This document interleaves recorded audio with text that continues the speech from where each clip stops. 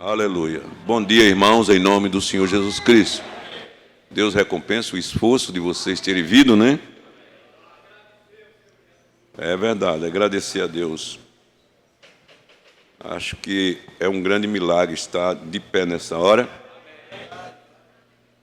Eu vi um comentário, um rapaz chegou para o pai e disse: pai, hoje aconteceu um grande milagre na minha vida. Aí o pai disse: o que foi, meu filho? Ele disse: eu ia no meu cavalo, ia correndo muito,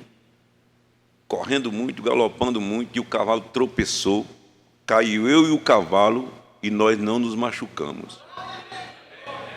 O pai disse: filho, eu tenho outro milagre maior.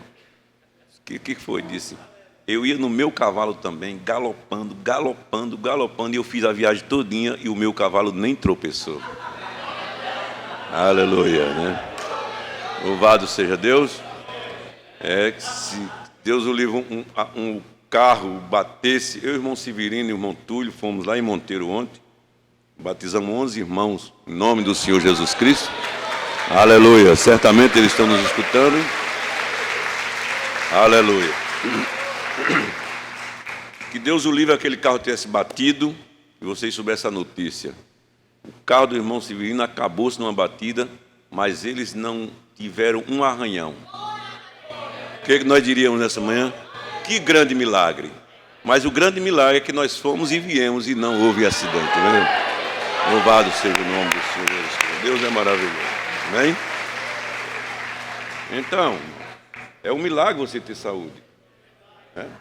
Fulano foi curado de câncer. Que grande milagre. Grande milagre é você não ter sido pego pelo câncer.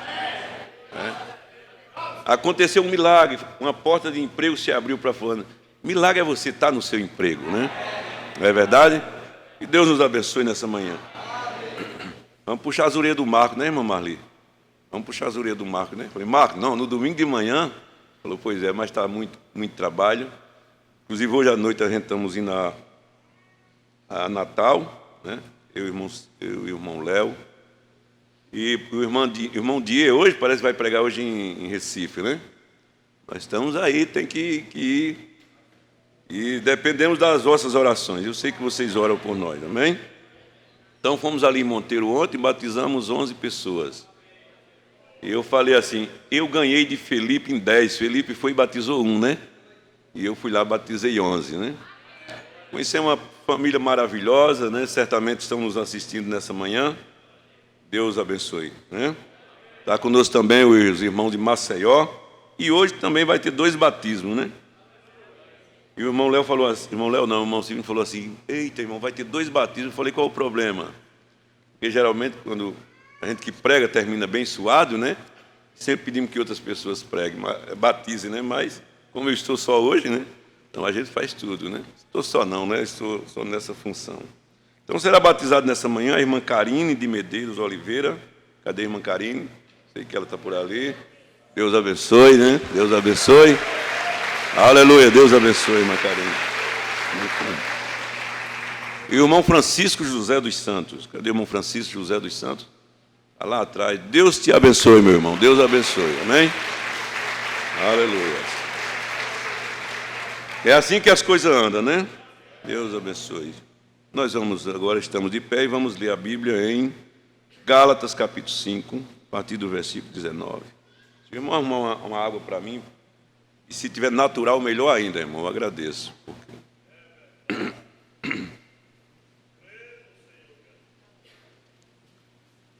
Estive na casa do irmão Jairo ontem, irmã Marli. Demos um prejuízo lá a ele grande, né? Mas que ele gostou, que ele convidou a gente para voltar lá mais vezes, né? Ele é daqueles que diz assim: prejuízo pequeno para mim é lucro, né? Pastor César, não sei se ele está nos assistindo, a igreja está certamente agradecida pela sua vida, pelo seu ministério, né? Aleluia. Os irmãos de Maceió, estamos aí. Irmãos de onde tiver. João Alfredo não, assim, não está em conexão conosco hoje, não, né? A igreja não, né? Gálatas 5, versículo 19. Porque as obras da carne são manifestas, as quais são prostituição, impureza, lascívia, idolatria, feitiçaria, inimizade, porfia, emulação, iras, pelejas, dissensões, heresias, invejas, homicídio, bebedice, glutonaria e coisa semelhante a esta, acerca das quais vos declaro, como já antes vos disse, que os que cometem tais coisas não herdarão o reino de Deus. Que Deus possa dar graça e nos abençoar nessa manhã. Pai, obrigado pela Tua palavra lida, Senhor. Faça ela viver em nossas vidas, Senhor. Em nome de Jesus. Amém, Senhor. Amém. Pode se assentar, irmão. Deus abençoe os nossos visitantes. Amém.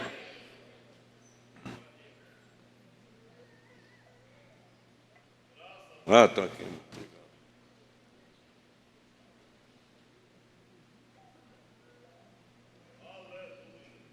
Nós sabemos, e o pastor César está lendo, o livro de Atos, né? Nós recomeçamos aí o livro de Atos, e o irmão Brando disse que a igreja continua, a obra, o livro do Espírito Santo através dos apóstolos, ela continua. Então, a continuação dela se dá pelos acontecimentos que aconteceram na primeira igreja, né? Por exemplo, uma viagem como essa que a gente foi ontem é a continuação da igreja, ela não parou.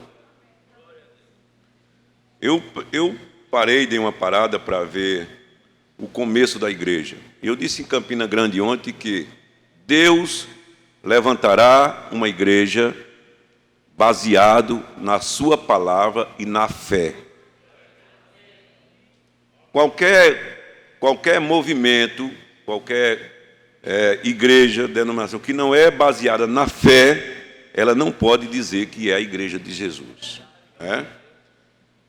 Eu recorri à história e parece que Deus queria dificultar o nascimento da igreja. Irmão, enquanto nós estamos pregando, irmão, se você continua brincando com criança, lendo a Bíblia, fazendo qualquer outra coisa, você está fora também. Na hora que nós estamos pregando, é hora da gente ouvir, tá bem? Nós já aprendemos que nós não somos denominação. Enquanto a pessoa está pregando, outro está lendo, outro está cantando, outro está folheando, e não é assim. Amém? Parece que Deus queria dificultar o nascimento da igreja. Nós sabemos que eles estavam apegados à lei, desde Moisés, e a lei era tudo para eles. E então chega um homem em cena, não vindo através da religião oficial, não vindo através da lei, das sinagogas, veio, nasce o filho, e esse homem aparece no cenário completamente diferenciado daquilo que os sacerdotes pensavam, que viria o Messias. Ele veio de uma família, de uma moça que estava desposada com seu marido, e surge no cenário, e aos 30 anos, 33 anos, aos 30 anos, me parece, ele começa a surgir no cenário como sendo a novidade. Para uns, era aplauso, para uns aplaudiam e davam graças a Deus por ele através dos sinais, para outros ele era chamado de Beelzebul. E esse homem saía escolhendo pessoas para o seu ministério que não tinha muita influência no meio religioso. Ele é cobrador de imposto, ele chamou pescadores, e esses homens seriam aqueles que dariam o pontapé inicial para Deus começar uma igreja. Eu pergunto para você, Deus não poderia ter tirado ali do meio do sacerdote, do meio da sinagoga? Eles estavam esperando o Messias. Se eu chegasse para eles e revelasse o Messias do meio da sinagoga, eles aceitariam. Da linhagem sacerdotal, eles aceitariam. Mas Deus não quis assim fazer. Deus tinha um trabalho para uma igreja gentia. O profeta disse, Paulo disse, que nós somos hoje zambujeiro enxertado por causa da rejeição do Messias. Então, irmão, no ano 50, nós sabemos que aconteceu o Pentecoste ali, a igreja nasce ali, e você recorre que aquilo foi eles foram crendo e foram se espalhando por aquela região. Aí eu fui olhar que no ano 54, Deus se levanta um homem chamado no reinado, como que chama? No Império Romano, chamado Nero. Esse homem era um homem, quando ele assumiu Roma, ele tinha 17 anos. A igreja já estava em Roma, os cristãos já estavam em Roma. Deus podia ter botado um homem convertido para ser o imperador, para dominar Roma, para apoiar a igreja. Mas Deus quer que nós andemos por fé. Os problemas e a dificuldade vai ser para você mostrar que tipo de fé você tem. Então Deus levanta Nero. Ele tinha 17 anos. Ele chegou no trono através da sua mãe, que matou o avô dele, o padrasto e avô dele, para que Nero assumisse o trono, assumisse o reinado de Roma. Aqueles Césares, aqueles imperadores, eles eram sempre acometidos por uma doença de perseguição. Eles tinham medo de perder o trono, e então eles faziam qualquer coisa. A mãe matou o pai para colocar Nero no lugar. Nero matou a mãe com medo que ela tivesse algum desgosto com ele e botasse outro filho, outra pessoa no trono. Aí ele vai matar a própria mãe. Ele casou com uma moça chamada Pompeia, e essa moça engravidou, e Nero matou a própria esposa quando soube que ela estava grávida, para que o filho não viesse a assumir o trono. Era uma loucura, e isso era o que estava esperando a igreja. Isso era o que estava, imagina um homem desse contra os cristãos. Ele vai, então, quando é no ano 64, 10 anos depois que Nero assume, no dia 17 de julho de 64, Nero toca fogo em Roma, acho que às 6 horas da noite. Ele tinha, então, 27 anos, um menino sem experiência, né? Ele toca fogo em Roma, sobe numa torre vestido de ator e tocando uma lira, e manda perseguir os cristãos. Isso era a igreja que estava começando, uma igreja nova que estava começando. E de cima daquela torre, eu tenho até o nome da torre, parece que é a Torre Messena, ele assiste os cristãos ser queimados lá embaixo. Moças, chegava para uma moça, falava assim: você crê nesse Jesus, nessa nova religião? Sim, creio. Então daqui a 5 minutos você está naquele poste ali, você é uma tocha de fogo naquele poste. Chegava para um pai de família: você crê nessa religião? Creio. Está vendo esse leão? Daqui a 5 minutos você está ali dentro daquele leão. E aquela fé levava as pessoas a enfrentar esse tipo de coisa. Aleluia. Louvado seja. Essa atrocidade que ele fez em Roma durou 7 noites e 6 dias. Do dia 17 de julho de 64 ao dia 24 de julho de 64. Quando termina esse período, dos 14 bairros de Roma, 10 estavam totalmente destruídos.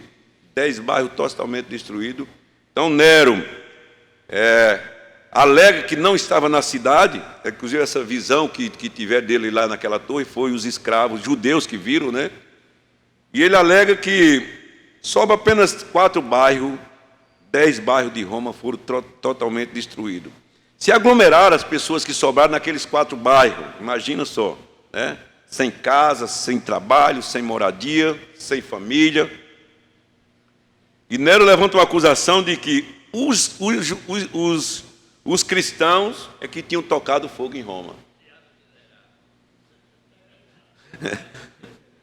Então, imagina só, levanta-se em Jerusalém, no ano 68, uma grande rebelião, porque souberam que no ano 68 para 69 ou 70, Nero se suicida, tendo uma grande rebelião em Jerusalém, quando profanaram a sinagoga judaica. Tinha uma linhagem, o irmão Luciano sabe disso, dos zelotes, chamados zelotes, judeus zelotes. Eles nunca concordaram com o governo de Roma, e eles começaram uma rebelião em Jerusalém por causa da profanação daquela sinagoga. E então é enviado de Roma o general Tito. Tenta por 2 anos e não consegue. No ano 70, Tito toca fogo em Roma, e é aquela dispersão de cristãos que só retornaram no ano de 1948. Esse é o começo da igreja. Essa era a igreja que estava nascendo. Então, nós vamos ver, o pastor César leu isso aqui, que eles estavam em Antioquia. Naquele tempo, Paulo já tinha se convertido. Há uma rebelião dos judeus que moravam em Antioquia, não uma rebelião, mas ele dizia para os novos convertidos que eles tinham que ser circuncidados. E Paulo chama Barnabé. Então nós vamos ter uma nova igreja, irmão. Nós vamos ter a igreja de Atos em ascensão novamente. Então nós vamos ter os mesmos problemas que tiveram. Nós vamos ter famílias que vão marcar essa nova era da igreja. Nós vamos ter nomes que vão ser lembrados nessa nova composição. Vamos ter pessoas que vão ser lembradas nessa nova composição, nesse novo nascimento da igreja final. Amém? Louvado seja Deus. Tem famílias que são citadas na Bíblia, como tem hoje também. Tem pessoas que são citadas na Bíblia, como tem hoje. Tem pessoas que envergonharam a igreja, como tem hoje. Eu falei ontem lá em Campina Grande que você é responsável, irmão, pela vida que Deus te deu, pelo nome que Deus te deu. Eu até fiz não uma brincadeira, mas eu fiz uma pergunta lá e eu vou perguntar nessa manhã aqui. Tem algum Paulo aqui nessa manhã? Algum Paulo? Tem um Paulo ali. Tem algum Pedro nessa manhã aqui? Não? Tem outro ali, tem. Mas só tem de um, né? Tem alguma Ana aqui? Ana? Tem alguma Ana? Tem umas 2 ou 3 ali. Tem alguma, deixa eu perguntar, tem alguma Maria? Maria deve ter um bocado, né? É que ela não levanta as mãos, não. Tem que dizer, olha assim, lá anda assim, ó, sou Maria. Fala aí, eu sou Maria. Eu sou Paulo, né? Tem alguma Ruth aqui? Não.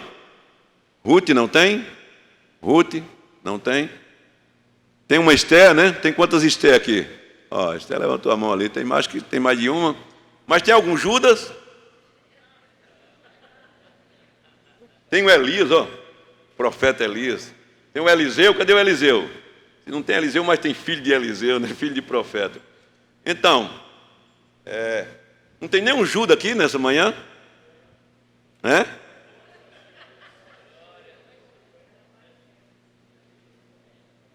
Você vê o que esse homem fez com esse nome. Você sabe o que significa a palavra Judas? Significa louvor. Por isso que a maioria das casas de Israel, das famílias de Israel, tinham um Judas na sua família. Porque eles queriam o louvor na sua casa. Mas depois, Judas disse, eu vou acabar com esse nome. Quer dizer, a atitude de um homem acabou com o nome. O Mombrano diz que você acaba com o nome, às vezes não o seu, mas de outra pessoa. Você começa a falar de alguém, você começa a acabar com aquele nome. Não tem um Judas, não tem nenhuma Jezabel aqui. Tem Ruth, tem Esther, tem Maria, tem Pedro, tem João, tem Paulo, tem Tiago, tem, né? Isabel, eu estava lembrando mesmo, Isabel.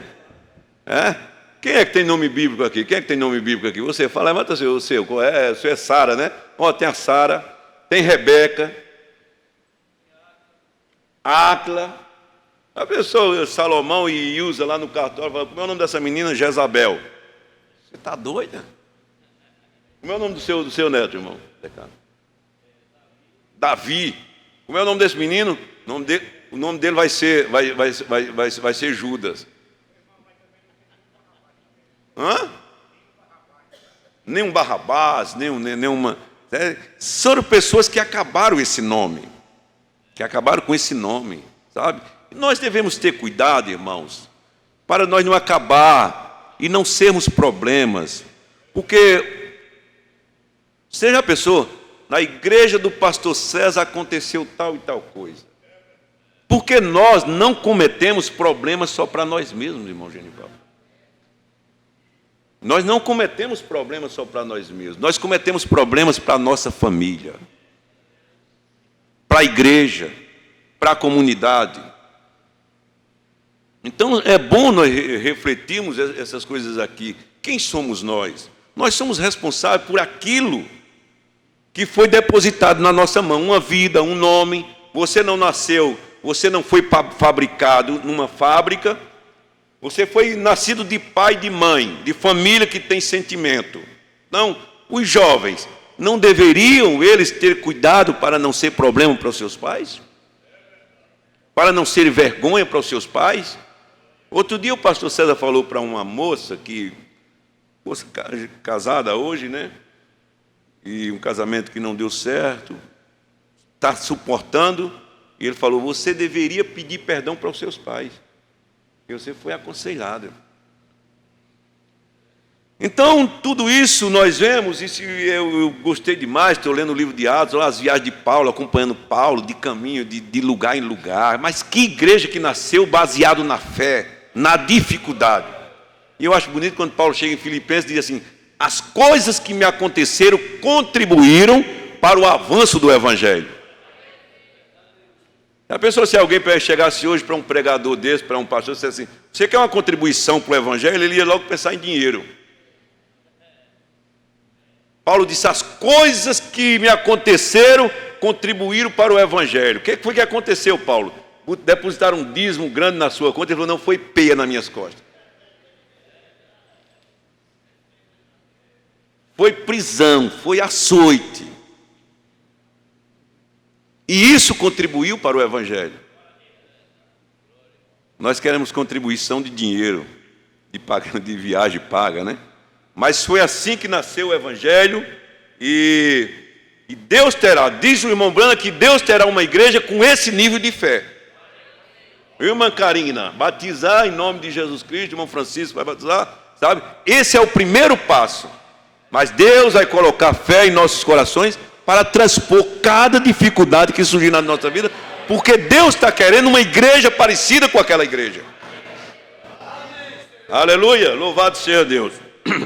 Então Paulo sai de Cidade, veio a conversão de Paulo.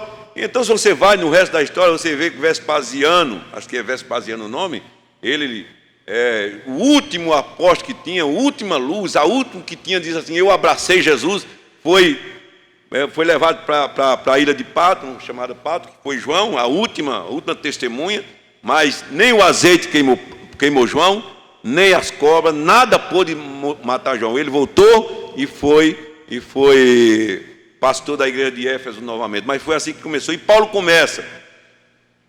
E então surgem problemas, os mesmos problemas que surgem conosco hoje. Foi pregado aqui, vocês lembram disso, eu vou citar aqui, vocês vão lembrar. Que chegaram em Antioquia e estava havendo uma grande confusão a respeito da circuncisão. Não é verdade? Paulo e Barnabé voltam a Jerusalém aos apóstolos e alguns irmãos da Antioquia para ver o que os apóstolos diziam a respeito daquela situação. E quando chegar lá, nós vamos ver Pedro dizendo assim, varões, o Senhor falou por mim. Vocês lembram disso? O pastor César pregou aqui, né? O Senhor falou comigo. Olha, não é assim, olha, é necessário que abstenha do sufocado e do sangue, mas com relação à circuncisão, não. Ele fez uma carta e mandou por Paulo, volta com Paulo e Barnabé, Silas e outro, não sei se Judas ou Gabo, volta para Antioquia. Com uma carta do que os apóstolos tinham enviado. Falou, olha o que os apóstolos mandaram dizer, que não é necessário mais circuncidar.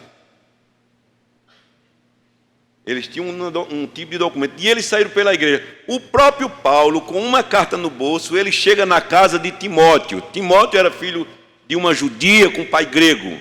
E Paulo vai, circuncida Timóteo, com a carta no bolso, dizendo que não era necessário circuncidar. Que coisa, né? Abriu assim ele foi pressionado pelos judeus, e ele abriu assim uma coisa e foi lá, circuncidou Timóteo. Porque Timóteo seria o aluno de Paulo, e depois seria uma ajuda a Paulo. Se você acompanha, irmão, você vai ver que temos problemas, decepção, pessoas que andam com você, irmão Zé Roberto, depois te abandonam.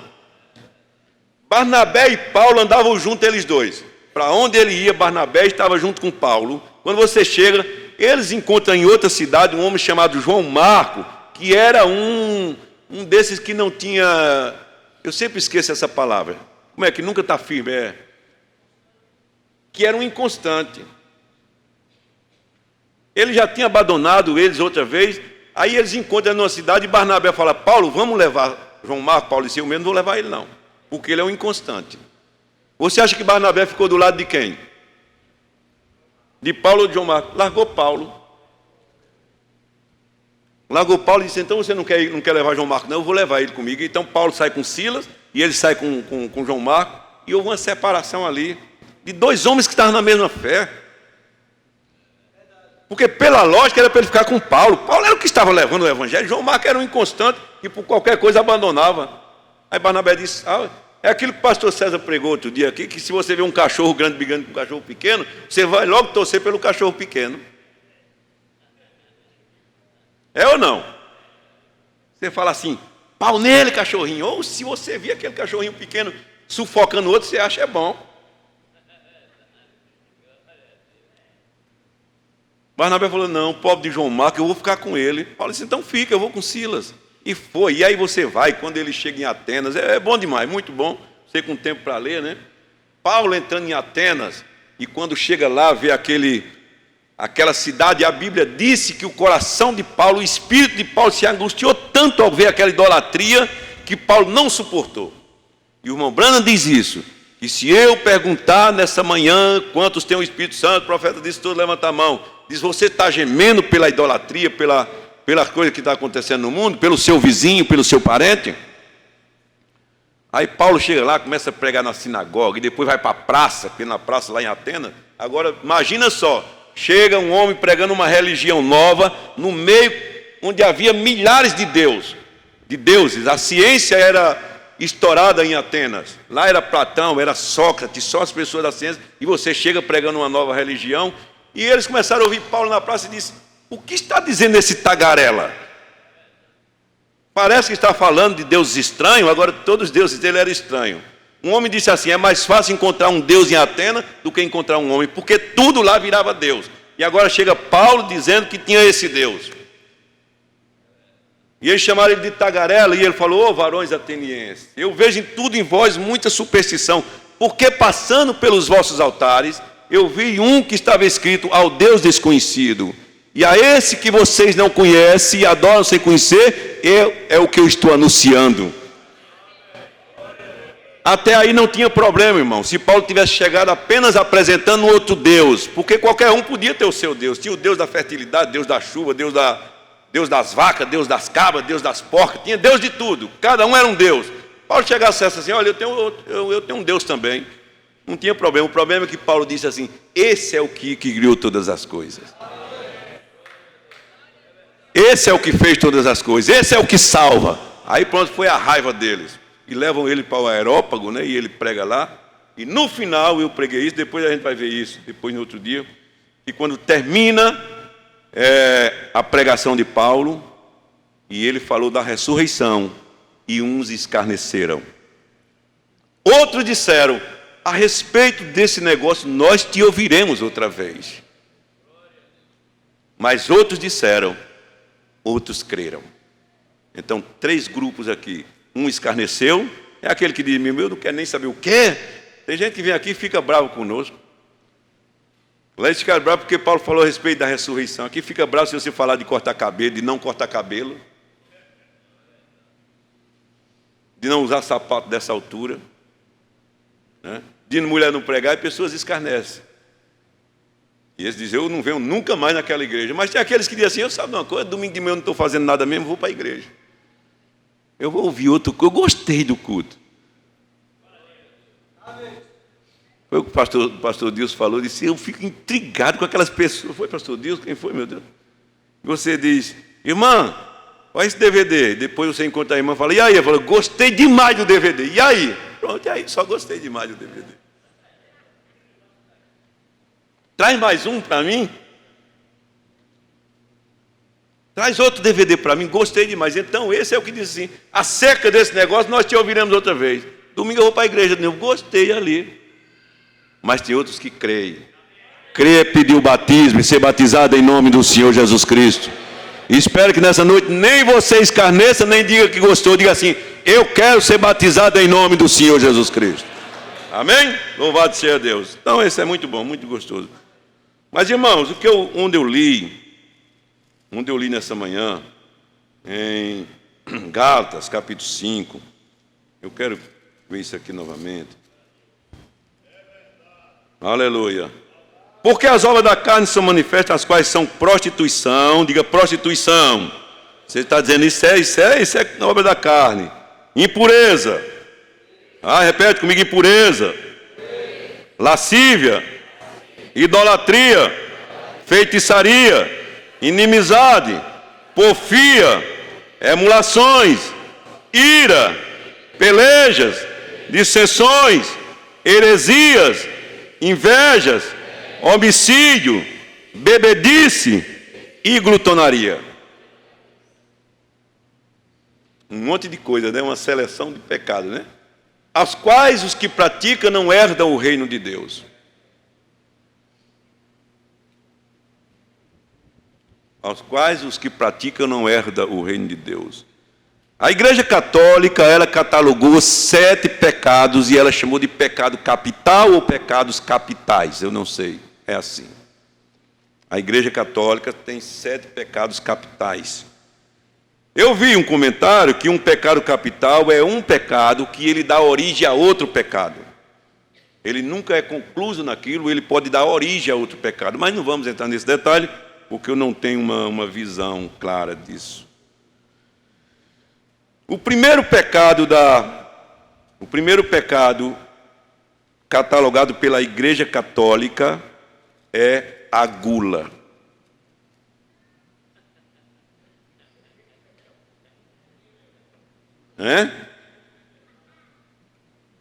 Primeiro pecado é a gula. Irmão, que coisa incrível. Gula é pecado. Eu preguei lá em Recife, está na internet. Não preguei, acho que aqui não, preguei em Recife mesmo, está na internet. E eu comparei esse pecado da gula, sabe com o quê? Não tem aqueles, na família, às vezes, tem aqueles meninos bem traquinos. Às vezes os outros são tudo bonzinho, tudo mais ou menos, sabe? Mas tem esse menino que ele é traquino, joga pedra na casa dos outros, mata o pinto da vizinha, quebra pote dos outros. E ele nunca é denunciado. Mata o peixe do vizinho. Isso é para Jean, não foi para mim não, né? E ele nunca é denunciado, irmão Léo. E ele goza de um certo carinho da comunidade, da família. E ele vai passando com as suas traquinagens e ninguém denuncia. Você já viu alguém reclamando assim do irmão, falando: irmão, olha, se você chegasse, irmão, e visse o irmão Gilberto, irmão Zé tomando uma cerveja, o senhor não escandalizaria? Mas se o senhor chegasse, irmão Gilberto, e estivesse diante de um bolo de cereja ou de torta, comendo com Coca-Cola, o senhor escandalizaria? Não. Você veja a esperteza desse pecado, da gula. Ele passa sem ninguém denunciar. E você vê, o pastor César vem aqui, prega a respeito da vida, de como nós não somos obrigados a envelhecer doente. E você diz: você até ri daquilo. Mas você chega e fala assim: eu comi 21 cachorro-quente.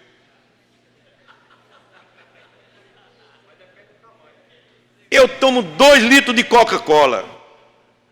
E ninguém denuncia isso.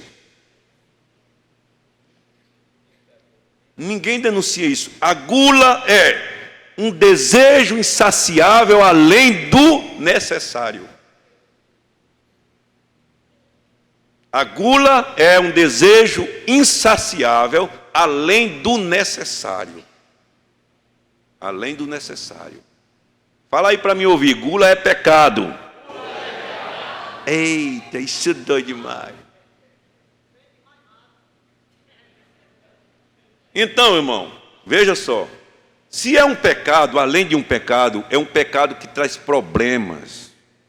Nós estamos vivendo aí, eu estou agora mesmo com a minha sogra numa situação muito difícil. Aí chega o médico e fala assim: olha, diabetes alto, tem que amputar as 2 pernas.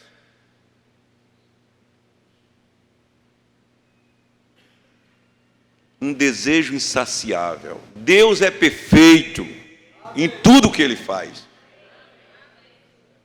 Nós somos agressores do nosso próprio organismo. Então, um desejo insaciável. Sabe o que uma pesquisa diz? Que um guloso, ele come 2 vezes.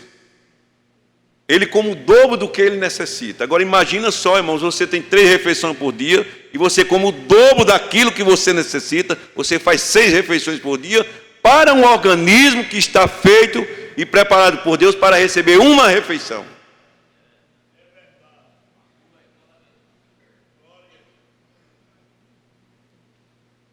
Aí você fala assim: é errado comer pão? Não, não é errado comer pão.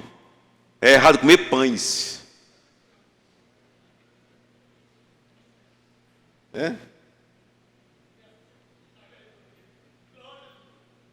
É errado comer doce? Não, é errado comer uma lata de doce.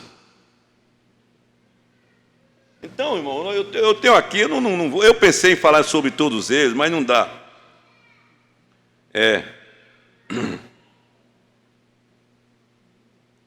Porque você quer ser problema?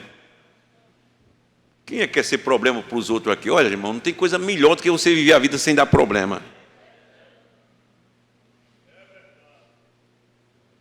Mas quando nós extrapolamos, então veja o que dá.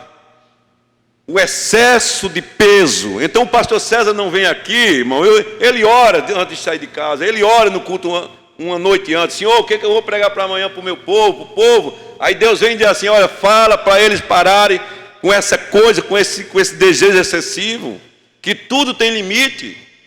Não é porque ele está querendo dar aula de nutrição, porque Deus quer o nosso bem. Aleluia, louvado seja o nome do Senhor Jesus Cristo. Uma irmã que se assentava aqui, que ficava aqui numa cadeira de roda, com as pernas amputadas, e o médico dizia: olha, nem perto de doce. Ela voltava, dizia: para na frente do mercadinho, compra um lata de doce goiabada.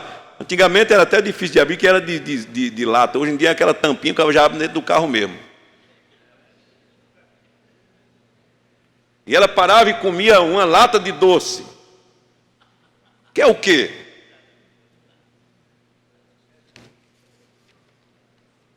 Então veja só, irmão. Nós estamos disputando leito de hospitais futuramente, por causa da nossa ignorância. Nós vamos ficar nas filas dos corredores dos hospitais esperando alguém para cortar uma parte de nós, um braço, por causa desse pecado, que é insaciável, que é incontrolável.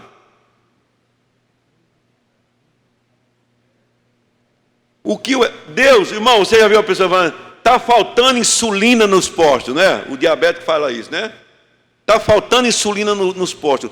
Deus colocou no nosso corpo a quantidade de insulina que resolveria a nossa situação. Deus colocou em nós a quantidade de insulina. Deus sabia quanto uma pessoa necessitava de comida e Ele colocou insulina para aquilo, para destruir. O que eu não entendo muito, talvez a bile, irmão, como é que chama? O líquido da bile é para destruir gordura, irmão Fernando, senhor? É isso? Entendeu? Aí por quê? A bile não consegue destruir a gordura? Porque tem gordura demais. Não é que Deus errou na dosagem da insulina, nem Deus errou na dosagem da bile. Deus fez tudo certo. O problema é que nós extrapolamos. Existe uma pampa, teu irmão que tem uma pampa aí, né? E existe um caminhão. Você não pode botar uma carga de um caminhão em cima de uma pampa. Porque a maioria de nós estamos tudo andando com... Cadê? Eu não tenho nenhum microfone não, né?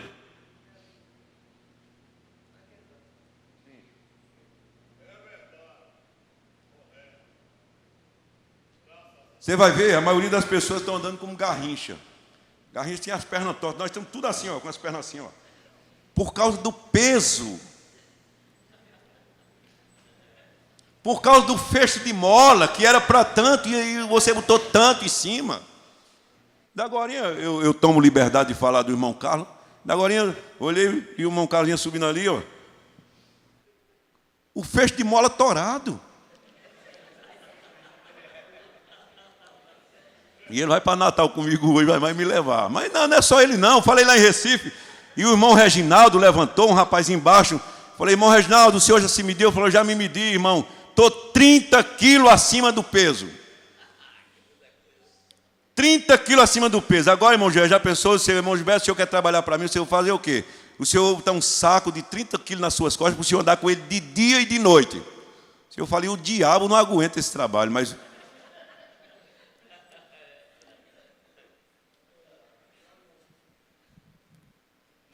O diabo é que quer um emprego desse, eu andar com um saco de 30 quilos nas costas, ou então pendurado aqui na minha barriga, mas nós andamos.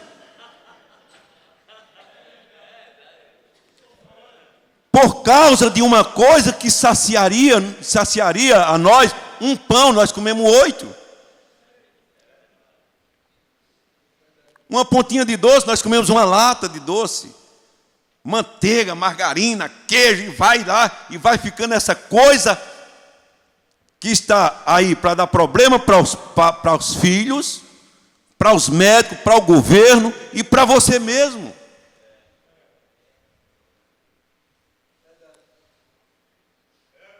Quando é tão fácil, meu irmão. Se eu ler isso aqui que eu pedi para Túlio imprimir para mim, que é muito grande, não vai dar. Mas, sabe como é que é, irmão? É o seguinte, nós dizemos assim, eu vou fazer uma dieta. Nós nunca deveríamos fazer isso. Nós deveríamos dizer assim, eu vou mudar o meu hábito alimentar. E não ficar com aquele cuidado, já faz 30 dias que eu estou fazendo dieta. Não, já faz 30 dias que eu estou vivendo. Não vou nem contar datas.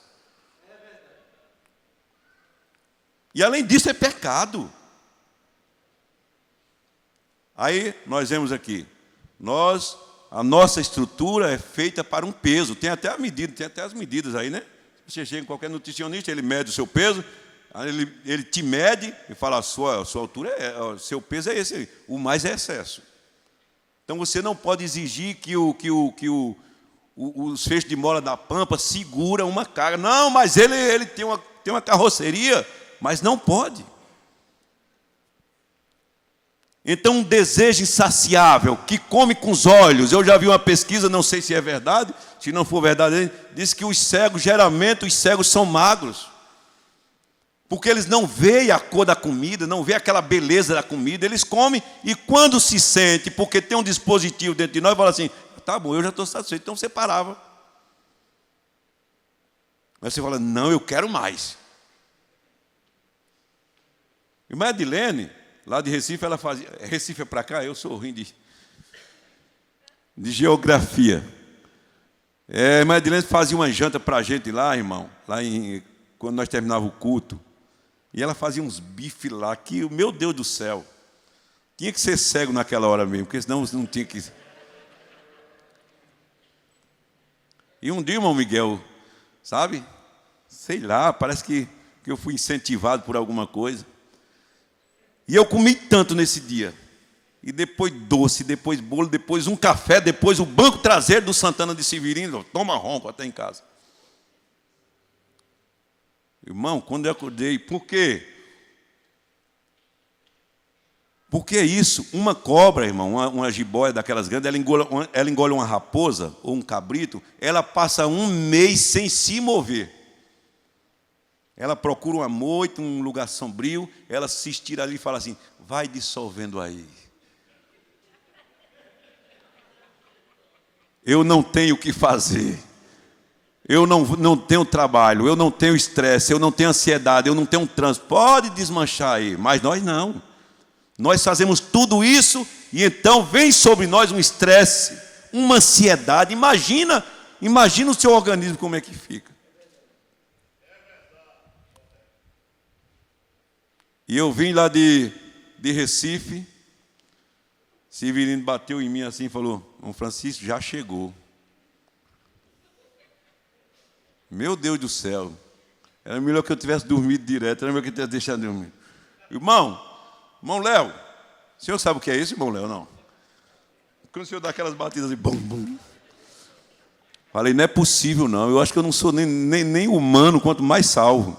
Tem atitudes nossas que não parecem com humano, parece com animal racional. Você vai ver lá o leão, ele pega aquela presa, ele come, depois deixa lá, ele quer nem saber.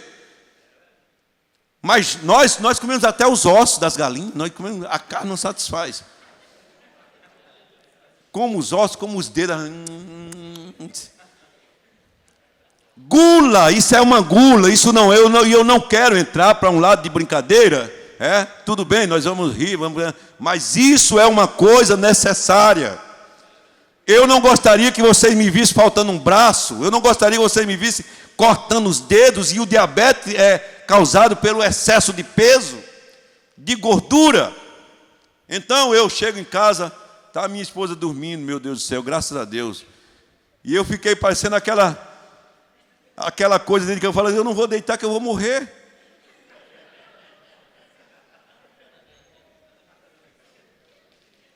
Irmão Zé Carlos, não cabia sorrisal.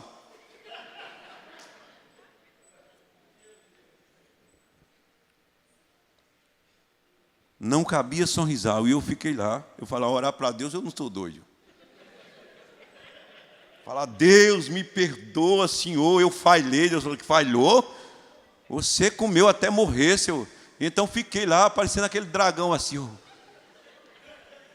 Até que aquilo foi só, mas eu não sou cobra, não, gente. Eu tinha que ir trabalhar no outro dia, sair lá com essa coisa aqui de lado assim. E acima de tudo é pecado. É cerveja, porque está relacionado idolatria, feitiçaria, glutonaria, e a Bíblia fala mais assim em Provérbio 23, se tu és um homem glutão é glutonaria, irmã Maria, é aquele como é que chama, da lasanha, né? Bota mais um pedacinho aqui. E a Bíblia diz, se você vai na casa de um governador e ele põe diante de tu a mesa, se tu é um homem glutão, quer dizer, se você não tem controle, se você não pode parar, põe uma faca na sua garganta. É assim que a Bíblia diz, acho que é Provérbio 23, 18, irmão? 23, 2. Se tu és um homem glutão, põe uma faca na garganta, porque você não pode controlar. E a glutonaria é uma coisa que é denunciada desde o Velho Testamento. A Bíblia fala em Deuteronômio, fala assim, se teu filho é um comilão e um beberrão, e um rebelde, leva ele perante o sacerdote e fala, olha, meu filho é rebelde, quanto mais, é comelão e beberrão. E nós estamos agora aí, gente, não tem vaga nos hospitais, não. Olha, irmão Zeca aí, que coisa boa, né, irmão Zeca? Magrinho, maneirinho, né? Fala assim, olha, está sobrando aqui, está sobrando mola.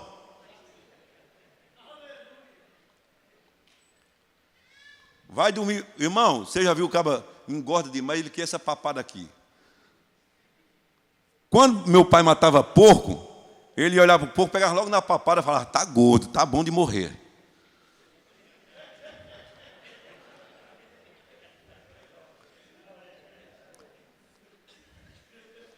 Você compra uma camisa, não dá, fica apertado. Sabe por quê, irmão? Porque isso aqui, ó, é para respirar assim. Mas vai dormir perto de um homem gordo. Meu Deus, irmão Gilvan, eu falei isso lá em Recife mesmo. Eu prego mesmo. Cara...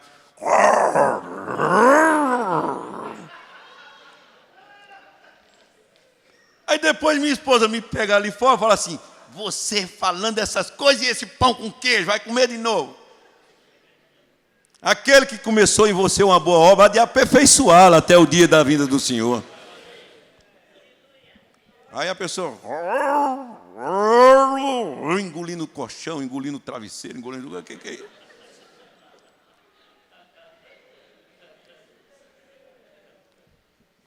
Esse é a gula que está relacionado com um monte de pecado, um monte de loucura, irmãos. E a medicina vem, meu Deus do céu, é soltando panfleto, olha, não sei o quê, pão integral, coma isso, coma aquilo, sabe? E você vai ficando nessa loucura. nessa ansiedade, nós estamos envelhecendo e nós estamos num mundo inquieto. Há uma ansiedade das crianças até os velhos. Irmão, eu vi uma pesquisa, irmão, que assustei. Diz que se hoje os desenhos que as crianças de 2 e 3 anos assistem, irmão Carlos, um jovem de 12 anos, um adolescente de 12 anos assistisse algum tempo atrás, ele não conseguia dormir, ele ia para a cama da mãe com medo. Vocês entenderam? Aquilo que as crianças estão assistindo, há 30 anos atrás, assustava cada um de nós.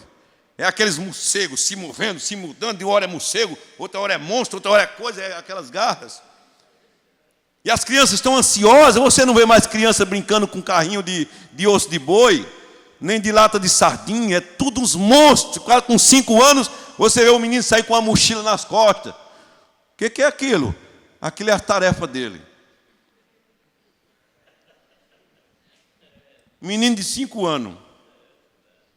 Eu acho que eu fui num colégio, não, fui numa casa lá num sítio, quando eu já tinha, sei lá, bem 14 anos. Não aprendi quase nada, mas aprendi o suficiente para ler essa Bíblia, ensinar e dizer como é que ela é maravilhosa. Aleluia. Eu sei que uma coisa foi boa, era aquele leite que tinha lá, aquela merenda que tinha lá, aquela era muito boa, viu?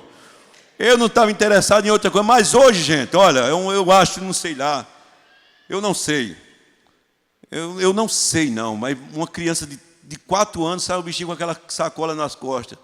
Aqui na sacola já vai He-Man, Homem-Aranha, não sei o que mais, um monte de coisa, o menininho, um monte de tarefa para ele fazer, natação, inglês, não sei o quê. E há uma ansiedade. As crianças estão ansiosas, os adolescentes estão ansiosos no espelho, vendo as espinhas nascer e querendo saber a respeito de namoro, dessas coisas. Aí você casa, o irmão Léo estava aí agradecido pelo filho dele, que coisa maravilhosa. Aí você já tem um cuidado de meus filhos, como é que vai ser? E daqui a pouco você está ficando velho, quem é que vai tomar conta de mim? Há uma ansiedade. Então, nós devemos procurar uma maneira de viver uma vida mais suave. De viver uma vida mais leve. O mundo põe sobre nós uma carga muito grande. Aí criança desse tamanho faz natação, inglês. Para que inglês, hein? Se Deus quisesse que eu fosse inglês, eu tinha nascido lá, eu sou brasileiro. Não, mas eu não sou tão ignorante assim, né? Mas, irmãos, as coisas tinham que ser mais leves. As mães estão tomando calmante para dormir. E estão botando um videogame para as crianças se acalmar. Nós estamos vivendo um mundo do silêncio. Nós estamos vivendo um mundo da calma. Uma calma que antigamente você conversava com as pessoas na rua, tal. Hoje há um silêncio, todo mundo nas suas casas, todo mundo nas suas câmaras, com aqueles videogames se comunicando com o mundo que ele não conhece. Rindo por coisa que ele não sabe o que significa, chamando de amigo pessoas que ele nunca viu. É um mundo de loucos, é um mundo de neuróticos que nós estamos vivendo, e nós estamos contribuindo através das nossas atitudes, com comida desregrada, com uma vida de louco. Essa é a gula, isso aí não é obrigado, não é obrigado. Você pode contratar alguém, pode escolher alguém, daqui uns dias eu vou precisar ser levado para o hospital, você me leva? Porque não tem outro jeito. Você tem uma estrutura. Se você acabar com a insulina, com a bile que está aqui, você vai procurar nos postos médicos. E aí vai culpar o governo dizendo que a saúde está um caos no Brasil. E a sua saúde? Nós queremos que o governo cuide de 200 milhões de pessoas, da saúde de 200 milhões de pessoas, e nós não cuidamos da nossa própria.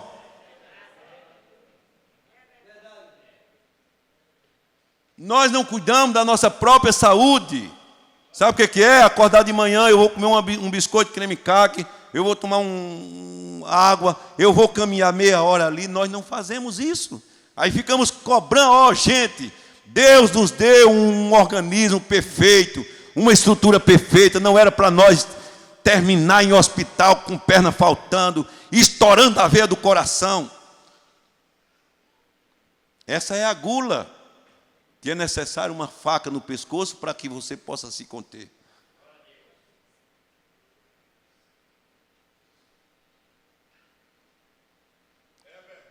Não pode parar?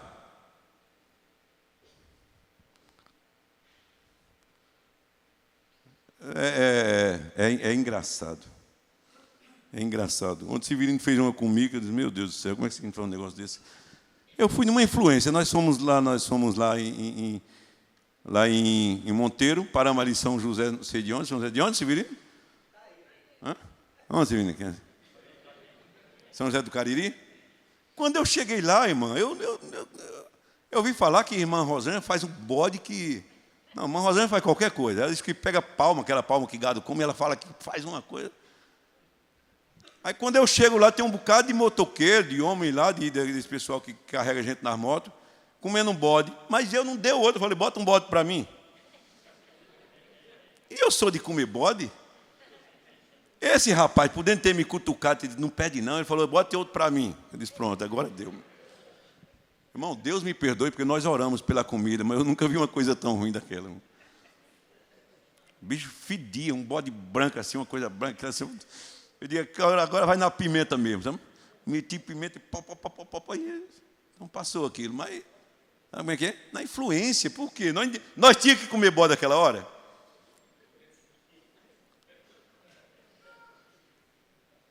Não tinha que comer bode, tinha que tomar um cafezinho, comer um pãozinho com queijo e ir embora. Mas não, eu vi um monte de gente comendo bode, eu vou comer bode também.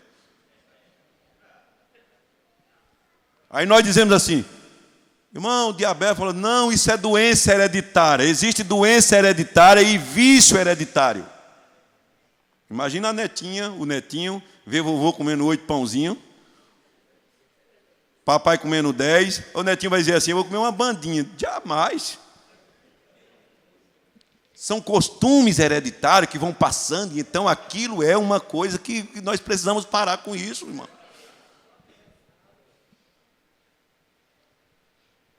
O pecado da gula. O pecado da gula não é louvável.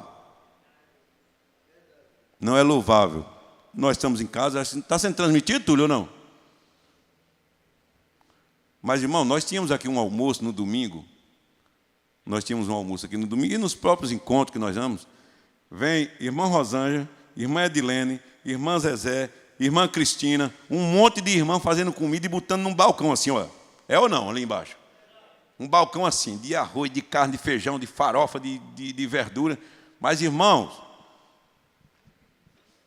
eu já vi, e muitos irmãos já viram, irmão sair com o prato assim, ó. Segurando assim, ó. Vai botando aqui, ó, botando aqui, assim, parece que está desenhando. Aí faz assim, sai segurando para a mesa até assim, ó.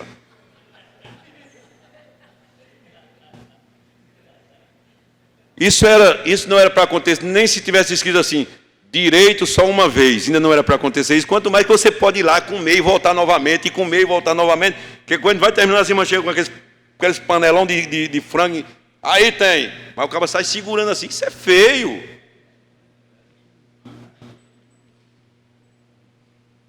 A gula, a doença insaciável, um desejo insaciável por comida. Eu já trabalhei com forrageira, e você pega aquele monte de capim assim, vai empurrando, mas tem que ir empurrando aos pouquinhos, né? Que ela vai cortando, mas se você fizer assim, tom, ela vai, tom, para ali. Fala assim, Miguel, não, pode torar correr, queimar agora, mas eu não posso mais, eu não aguento. Foi demais para mim, teu organismo está dizendo isso, eu não aguento, é demais para mim. Aí você puxa o capim de volta, né? E vai soltando devagarinho. Porque tem um limite, tudo tem um limite. Se você pegar um caminhão desse de 18 pneus, né, irmão? E você vai passar na rodoviária federal, não importa o quanto ele pega de peso, mas tem um limite de peso. Por isso que tem aquela balança lá, né, no posto fiscal para pesar. Se tiver além do peso, você é multado. Nós deveríamos ser multados, nós que estamos aí, vamos pesar você aqui, olha, você vai passar 10 dias sem comer. Hã? 10% a mais, nós botamos o dobro. Está vendo aí o Montazinho, o meu caminhoneiro, ele disse assim, que no máximo 10% a mais do peso. É tolerável 10%. Aí nós botamos o dobro, o triplo, sem horário. A vaca, ela come o dia todinho, de noite vai remoer, né? Satisfeito, o leão, tudo no mundo ensina para nós, mas nós estamos nessa loucura. Mas agora é difícil chegar lá no irmão Jário e ele mostrar 70 tipos de tapioca. Uma com doce, outra com bacon, outra não sei o que, outra com carne de sol, outra com nata, outra com pamonha, não sei o que. Eu vou ficar doido aqui. Jário, me deixa que eu estou aqui passando. Fui ou não fui um exemplo ontem, Júlio? Eu fui ou não fui um exemplo ontem? Eu disse, eu não quero comer, não. Mas o irmão Francisco vinha aqui. Depois foi que eu comi, já estava vindo para o culto em Campina Grande. O pecado da gula. Eu queria falar isso para vocês, irmão. Queria falar isso para vocês, para a nossa saúde, para o nosso bem-estar. Nunca diga assim, eu vou fazer uma dieta e ficar marcando tal dia. Não, diga assim, olha, eu não quero nem saber. Para amanhecer o dia, a esposa inteligente faz uma tapioquinha. Não é umas tapioquinhas. Não é um saco de goma de uma vez, não.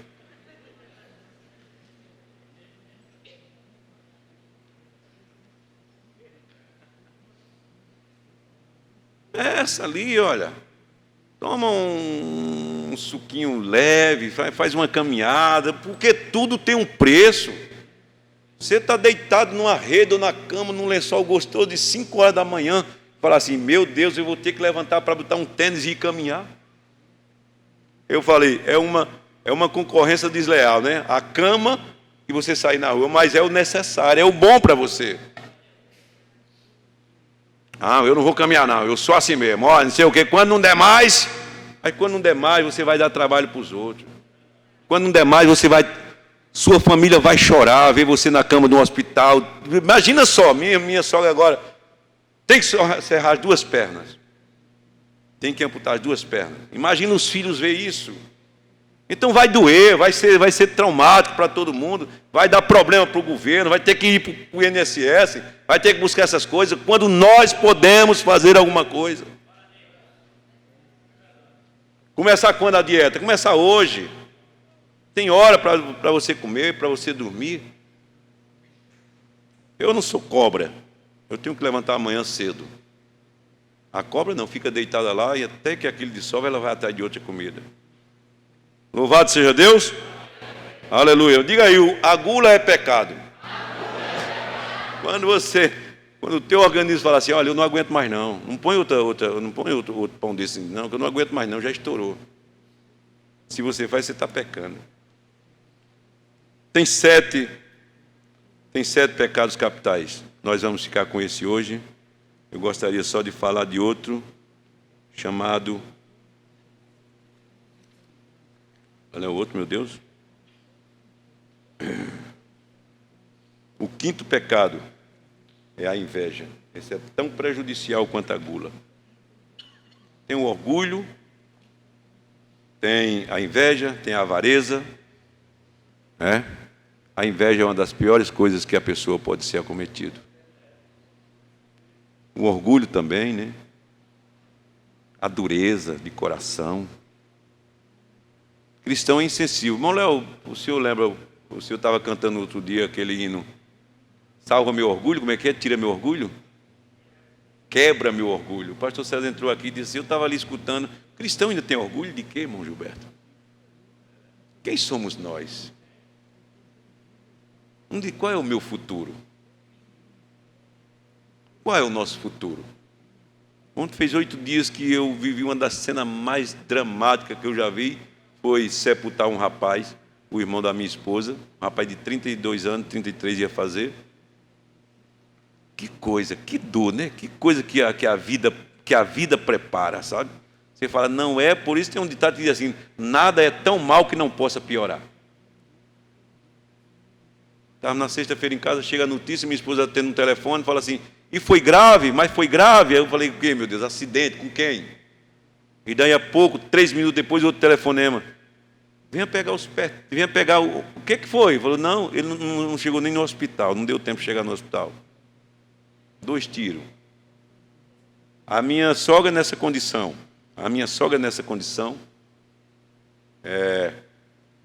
5 AVC, não fala, não anda, não move, não nada mais. E ela falou, não, vamos sepultar sem avisar para ela. Era o caçula dela, era o amor da vida dela. Quando foi no sábado de manhã, levaram a moto dele, e ela ficou olhando para a moto assim, como querendo perguntar, cadê Marcelo? Ele tinha ido lá na sexta-feira de manhã, e isso foi à noite. E então,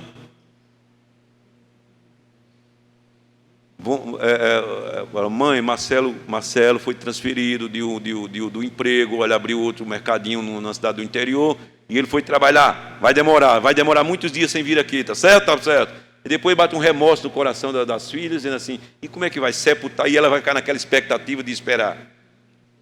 E nunca vai chegar. Não, vamos contar, vamos. Então foi eu e minha cunhada. Então lá ela chegou e falou, mãe, é o seguinte, olha, Marcelo sofreu um acidente. Naquela coisa ali. Falou assim, olha, mãe, a senhora está entendendo? Balançou com a cabeça que estava, estou entendendo. Sim, falou, o acidente foi grave. Preparando, e depois falou, mãe, Marcelo morreu. Veja só a vida, sabe, irmão? Ela poderia ser mais suave, né? E vim com minha cunhada dentro do carro, e ela olhando a foto dele no celular, e dizendo, meu irmão. Falei, olhando agora para um celular, mas quanto tempo nós tivemos para abraçar, para conversar, para chamar de meu irmão, e muitas vezes nós fazemos confusão, com besteira, com vaidade. Vamos procurar viver uma vida mais suave, sem problema, não seja problema para a sua família, não seja problema para essa igreja. Quando falaram no seu nome, como eu citei ontem lá em Campina, quando falaram no nome do irmão Freitas, quem lembra do irmão Freitas aqui? Poucas pessoas, né? Algumas pessoas lembram do irmão Freitas, estava lá, morreu, mas trabalhando na igreja, sem nunca problema. Mas já pensou quando falaram no seu irmão, isso aqui é um problemático. E aí eu disse... Aí minha cunhada perguntou, a senhora quer ver o corpo dele? Ela falou que queria, nós trouxemos, irmão Gilberto. Numa cadeira de roda. Uma mãe para ver um filho dentro de um caixão na porta de um cemitério. Isso é o ser humano. Isso é esse mundo. Isso sabe? Essa negritude que caiu, esse tempo que caiu, isso são coisas de dentro do tempo. O profeta disse que a eternidade está se encontrando com a eternidade novamente. Apocalipse diz que a noite não haverá mais noite. E a noite nós poderíamos considerar esse tempo de dores, de tristeza, de sofrimento, mas vai ser tirado. E a eternidade se encontrará com a eternidade. Amém? Louvado seja Deus. Limpe seu coração, não tenha rancor, não tenha mágoa, não tenha ódio. O que foi que eu falei quarta-feira lá em Recife, no final da mensagem do irmão Zé Roberto, lá em Cajá, falei, é provado que a pessoa que não perdoa, se você carrega mágoa de uma pessoa, aquela pessoa se torna a sua companhia inseparável. Enquanto você tem ódio de uma pessoa, aquela pessoa não larga o teu pé. Sabe quem é que tira o seu sono? É aquela pessoa. Você começa a pensar nela, que ela fez isso comigo, que ela fez isso, e você perde noite de sono. Ela tira teu apetite. Ela estraga suas férias. Ela estraga sua viagem, ela estraga sua alegria. Enquanto você não perdoar, porque ela se torna a tua companhia inseparável. Você esquece até pessoas que fizeram o bem para você, mas aquela que te ofendeu, você não consegue esconder. E o irmão Branda vem e prega a mensagem, perdão. E a fé é baseada no perdão. Você está com o coração limpo nessa manhã? Você está com o coração limpo? Ninguém? Não é nem dizer assim, alguém me ofendeu e eu perdoei. Não, você diz, alguém nunca me ofendeu. Porque assim que o irmão Brando ensina, que você vai lá, você fala com Deus e fala, Senhor, me perdoa. Deus te perdoa. Quando você erra novamente, você não vai dizer, Senhor, eu pequei de novo. Não existe de novo para Deus. Deus não lembra mais daquele primeiro pecado. Aleluia. Vamos ficar de pé.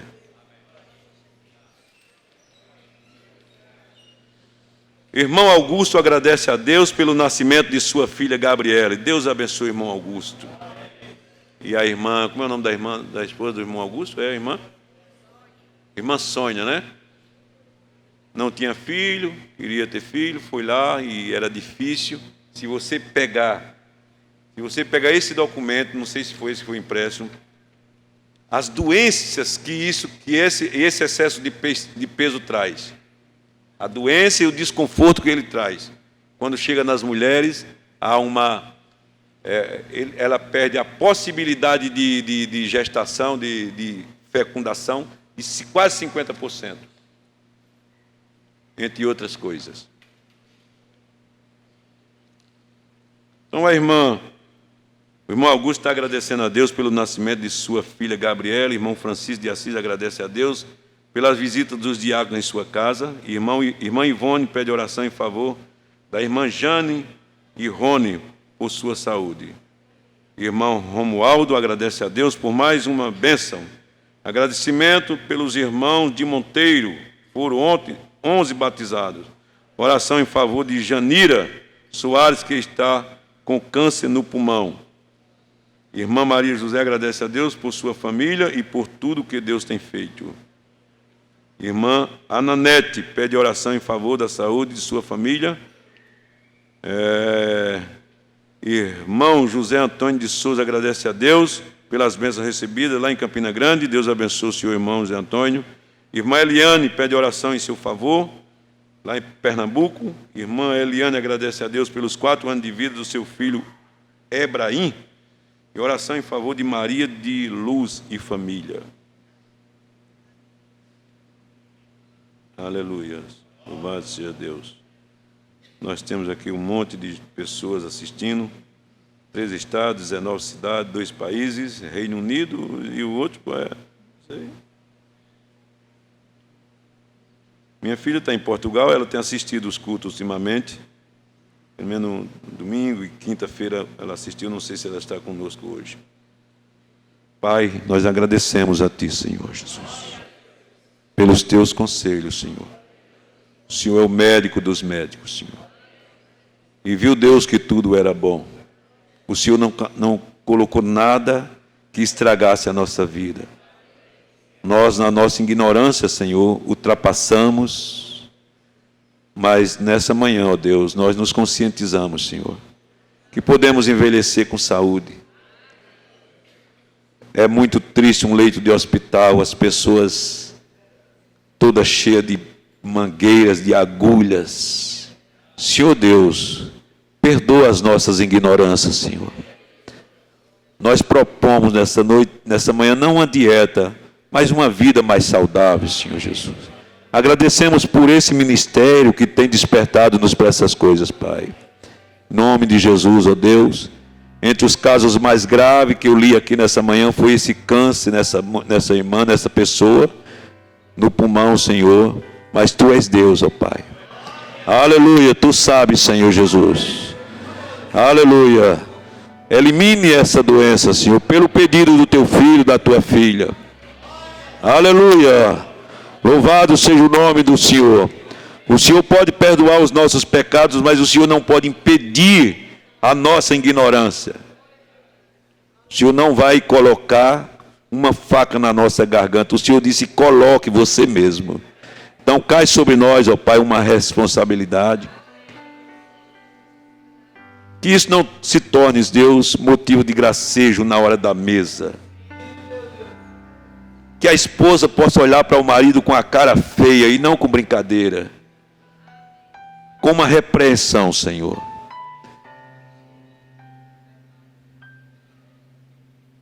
Para que o Senhor possa se agradar. Eu acho que o Senhor só fica conosco na mesa até um certo ponto.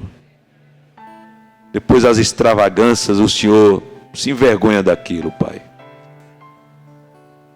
Limpa nosso coração, Senhor. Eu não tenho nenhum inimigo para levar para a minha cama, nem no meu carro. Ninguém me ofendeu suficientemente, ó Pai. Eu posso lembrar de bons amigos, Senhor. Aleluia. Eu posso lembrar de bons amigos, de boas atitudes que fizeram comigo. Alguém já te fez algum favor, irmãos e irmãs? Já te fizeram favor? Lembre-se disso, lembre-se desses momentos bons. Lembre de alguém que ajudou você a empurrar seu carro. O irmão Branham disse: tem tantas coisas boas para nós lembrar.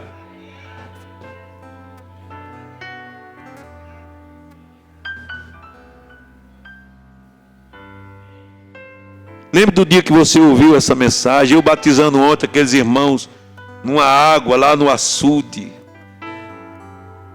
Que coisa maravilhosa, que alegria no semblante daquelas pessoas. É esses momentos que nós devemos guardar. É um momento que você foi batizado, é um momento que alguém te abraçou. Eu tenho irmãos que ligam para mim e falam: irmão Francisco, se o senhor está precisando de alguma coisa, qualquer coisa, ligue para mim, eu quero lembrar desses momentos. Aleluia! Louvado seja o nome do Senhor Jesus. Se alguém já te fez bem na vida, então catalogue isso, marque isso. Aquele irmão é gente boa. E se alguém te ofendeu, perdoa. Não carregue ele dentro de você. Não cabe dentro de você o ódio em Jesus. O Espírito Santo não habita onde tem ódio. Aleluia. Não quebra o meu orgulho, Senhor. Não é quebra o meu orgulho. Se quebrar o orgulho, ele vai ficar os cacos lá dentro quebrado. Tira, Senhor. Eu não tenho nem orgulho para o Senhor tirar. Eu tenho gratidão nessa manhã pelo que o Senhor tem sido por mim, Pai. Aleluia. Ó Santo Deus. Ó Santo Deus. Maravilhoso é estar em sua presença. Maravilhoso é poder te adorar. Maravilhoso é tocar em suas vestes. Maravilhoso é te contemplar, Senhor. Aleluia. Maravilhoso é estar em tua presença, sem ódio, sem mágoa. É maravilhoso. Maravilhoso é poder te adorar. Maravilhoso é tocar em suas vestes. Maravilhoso é te contemplar, Senhor. Aleluia. Quão formoso és, quão formoso és. Aleluia. Rei do universo, tua glória enche a terra, enche o céu. Tua glória enche a terra, tua glória enche o céu. Tua glória enche minha vida, Senhor. Levanta sua mão e cante. Maravilhoso é, aleluia, estar Senhor. em tua Aleluia, presença. aleluia, Senhor Jesus. Maravilhoso é poder te adorar. Maravilhoso é tocar em tuas vestes. Maravilhoso é te contemplar, Senhor. Aleluia. Oh, louvado seja Aleluia. Deus. Eu disse ontem em Campina que se você perguntasse para Deus: Senhor, qual o versículo que o Senhor quer que eu leia para o Senhor? Ele dizia João 3,16: porque Deus amou o mundo de tal maneira que deu o seu Filho unigênito para que todo aquele que nele crê não pereça, mas tenha a vida eterna. O perdão é um alívio. Deus seria um Deus amargurado se Ele não tivesse perdoado a raça humana. Mas quando Ele pensou assim: eu pude proporcionar para esse povo vida eterna, alegria. Aleluia, Ele diz: valeu a pena, maravilhoso é. Deus os abençoe, Deus os ajude e até terça-feira, se o Senhor permitir. Amém? Louvado seja. Aleluia.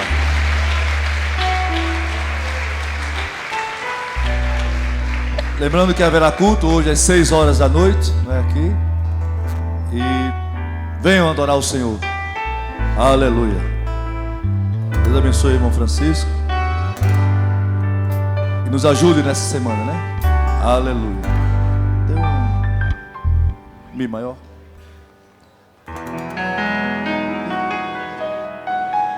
Levanto minhas mãos,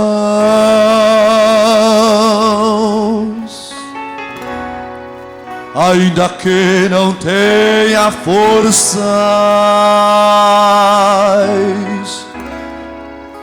levanto minhas mãos,